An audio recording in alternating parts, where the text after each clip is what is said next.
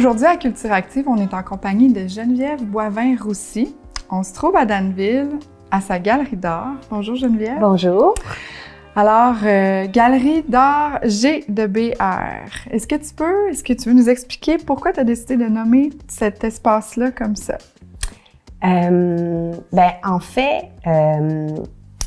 quand je suis partie de Montréal en 2011, je venais tout juste de sortir de l'école de théâtre et j'ai décidé de déménager à la campagne avec mon copain. On a fait une maison en autoconstruction. J'ai construit mon atelier de peinture. Lui a décidé de construire son atelier de musique. Et dans ce projet-là, il y a beaucoup de créateurs qui sont venus nous rendre visite à la maison. Donc, j'ai reçu des musiciens, des poètes, des auteurs, des artistes en arts visuels. Et on a créé énormément. Puis, j'avais plein d'idées parce que j'aime créer dans la vie. J'aime autant faire de la scénographie que de jouer parce que je suis comédienne à la base. Faire des expositions, des installations artistiques. Et je savais pas trop, j'avais plein d'idées qui partaient un peu dans tous les sens, mais qui se regroupaient d'une certaine façon. Et puis, c'est quand la pandémie est arrivée, là, j'ai trouvé le bâtiment ici, qui est une maison d'art, qui était une galerie d'art. C'est ça, moi, ça faisait 12 ans là, que je passais devant cette maison-là. Je la trouvais magnifique. Puis c'est ça, pendant la pandémie, elle est tombée en vente 1 heure.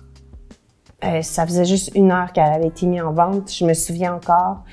J'étais à la toilette, je criais dans la maison, je disais à mon chum, « Elle est en vente, elle est en vente! » Puis un prix quand même réaliste pour moi, chose que je savais pas. J'avais l'impression que les étoiles s'étaient vraiment alignées. J'ai appelé, on est venu visiter. J'ai rencontré les propriétaires. Et là, toutes mes idées qui foisonnaient en moi depuis 10 ans se sont tous regroupées parce que le lieu physique m'a permis justement de pouvoir créer un espace galerie, un espace pour des résidences artistiques, un espace boutique, un espace café. Donc, la maison d'art est née de par le lieu. Le lieu m'a permis de pouvoir rendre toutes ces facettes-là vivantes et vraies. Puis, comme c'est un bâtiment historique, parce qu'on est à Danville, puis à Danville, il y a beaucoup de bâtiments patrimoniaux. C'est un trésor bien gardé, Danville. Les gens ne connaissent pas nécessairement c'est un village pittoresque qui est un des derniers des cantons de l'Est, qui est méconnu. Puis, c'est ça. Comme c'est une ancienne sellerie pour les chevaux qui date de 1893, je me suis dit, écoute, moi, je vais rendre hommage à mes ancêtres, les Boivin et les Roussy. Je trouvais que ça se portait bien, parce que j'ai toujours été fascinée par l'histoire de mes ancêtres aussi. J'ai l'impression souvent qu'on va juste remonter à une génération en arrière, alors qu'on a une mémoire cellulaire qui nous habite, qui est beaucoup plus grande et riche. Puis j'ai l'impression, je sais pas, moi de m'intéresser à mes ancêtres, ça me permet d'avancer dans le futur. C'est un peu une boussole. Puis c'est quand même dans le lieu même, tu sais, quand on visite les différents espaces qu'il y a dans cette maison d'art, on ressent un peu ce côté-là fantastique, puis en même temps le côté ancestral, justement. Complètement. Je dis souvent que c'est mon bateau pirate stellaire ici. Okay. C'est drôle parce qu'on est sur la rue Water. C'est ça. Il y avait plein de symboles que je trouvais amusants, qui pour moi faisaient du sens. Puis je me disais, écoute, ce projet-là, je pense que c'est ça. Des fois, quand on est connecté à des choses plus grandes que nous, puis on voit des indices sur notre route. C'est ça, il y a eu comme un concours de synchronicité avec quelque chose qui t'habitait depuis 10 ans, puis quand puis t'avais un sentiment familier envers le lieu, puis le lieu est tombé en vente, puis c'est comme si tout s'est aligné, t'as trouvé ton centre, ça s'est manifesté, puis là, t'as donné naissance à ce projet-là.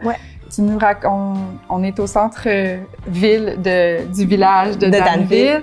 Donc, tu nous as dit, ce lieu-là est à la fois une galerie d'art, un café, une boutique, un lieu de résidence d'artistes. Je pense que vous faites aussi parfois des petits concerts dans la cour. Est-ce que tu veux nous parler un peu des différents aspects des choses qui se passent ici? Oui, ben en fait, c'est ça. C'est que moi, je voulais apporter un côté non seulement récréatif, mais aussi un côté où amener aussi, en fait, comme je voyage entre l'Estrie et Montréal depuis plus de 12 ans, pour moi, il y a des trésors autant en Estrie qu'à Montréal.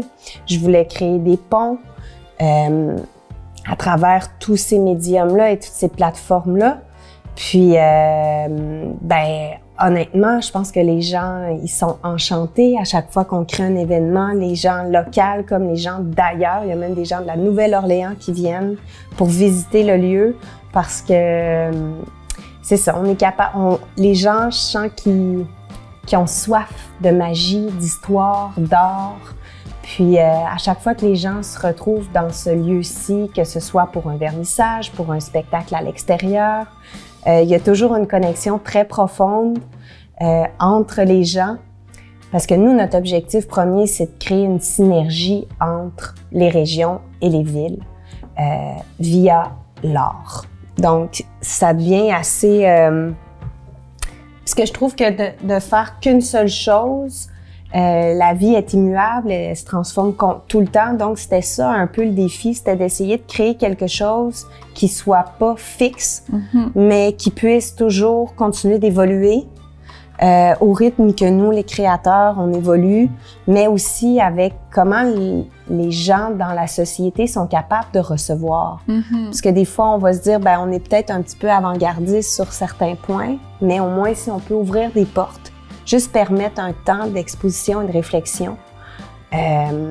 Puis créer du lien entre les gens. Oui, c'est ça. Entre les médiums aussi, parce que c'est ça, l'art, c'est multiple, mais au final, tu sais, on crée de la culture, on participe à construire, à nourrir et possiblement à guérir l'inconscient collectif. Tout à fait. Donc, en créant un espace qui devient un lieu multi de rencontres entre les différents médiums, ben ça permet de rester toujours passionné par ce qu'on fait parce que c'est pas fixé. C'est pas fixé. Puis exact. en même temps, ben ça peut permettre à différents acteurs du milieu culturel de participer pour se retrouver ici. Exact.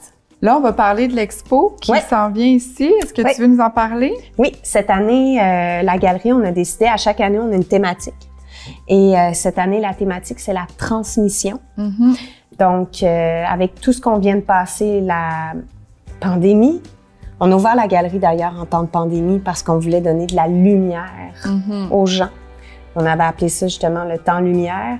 Et là, cette année, on a décidé d'appeler ça la transmission, de l'importance de la transmission entre les générations.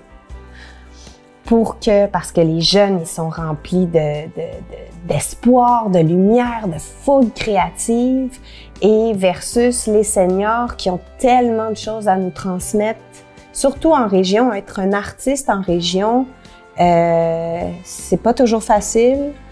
Et puis ici, on a la chance à Danville d'avoir des pionniers de l'art, que je pense à Hélène Bouchard, Rénal Gauthier, les pionniers du Symposium des arts qui ont quand même fait venir plus de 40 000 personnes par année dans un symposium. Ça, Danville, c'est quand même une ville qui est habitée par l'art à cause du Symposium, entre autres. Oui, exact. Et ses artistes. Parce qu'il y a des artistes, il y a un Symposium. Donc, oui, puis tu sais, au niveau de l'histoire aussi, tu sais, la ville de Danville regorge d'histoires un peu glauques, je te dirais, là. Si un historien venait faire un petit tour à Danville, il serait bien heureux d'entendre toutes ces histoires-là. Mais nous, ce qu'on voulait vraiment créer, c'était un pont entre les générations via l'art, à travers des activités culturelles aussi variées. Il va y avoir des spectacles de musique, il va y avoir des projections, du documentaire sur les démarches des jeunes, parce que là, transmission numéro 1, c'est la relève. Transmission avec Elisabeth Mercier, qui est une jeune artiste qui travaille ici à la galerie avec moi.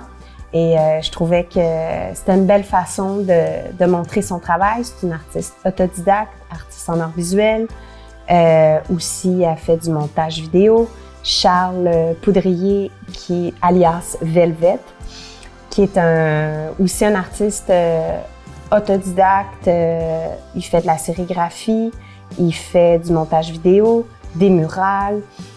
Sabrina Bégin-Tejeda, alias Ninaz, qui est une artiste et comédienne qui vient tout juste de s'établir dans la région aussi.